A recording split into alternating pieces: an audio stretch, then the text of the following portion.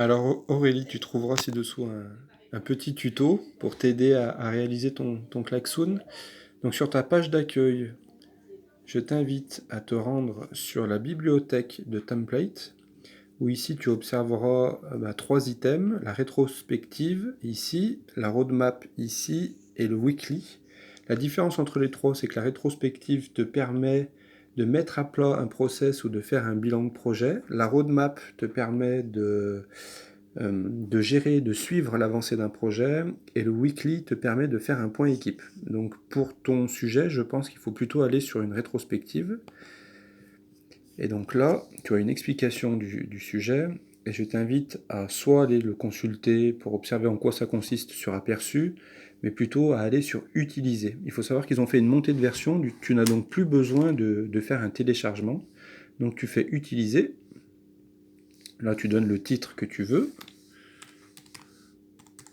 Tu peux également mettre une photo ici si tu le souhaites. Tu fais créer.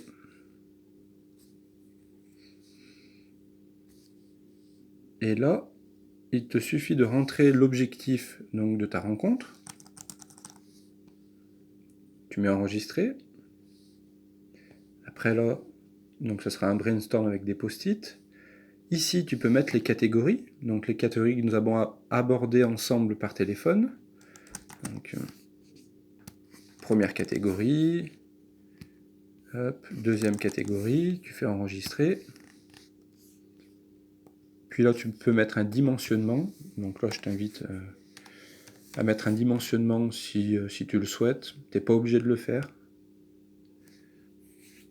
Et une fois que tu as terminé, il te suffit de le lancer. Donc soit tu le lances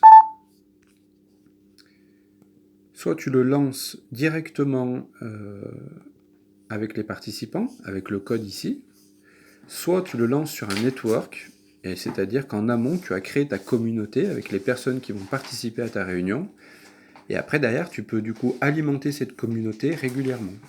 Voilà. N'hésite pas à m'appeler si tu as des questions, sachant que c'est très très simple, et je te montre à quoi ça va ressembler.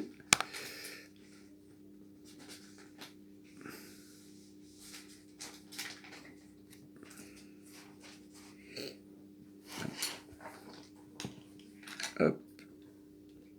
Et voilà, et donc là tu as un schéma où tu peux donc mettre à l'intérieur tes post-it ce qui fonctionne bien et ce qu'il faut conserver. Tu peux également mettre ici ce qui existe et ce qui est à revoir car non efficace. Ici, ce qui est positif et à développer encore davantage. Voilà. Si tu souhaites, tu peux même mettre une date, un titre.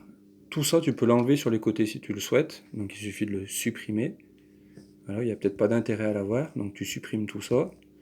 Voilà, et tu gardes uniquement la partie du milieu. Pour t'aider, si tu veux, tu as également le mode d'emploi qui est juste à côté. Voilà. Allez, je te dis bonne chance et puis bonne préparation. À plus.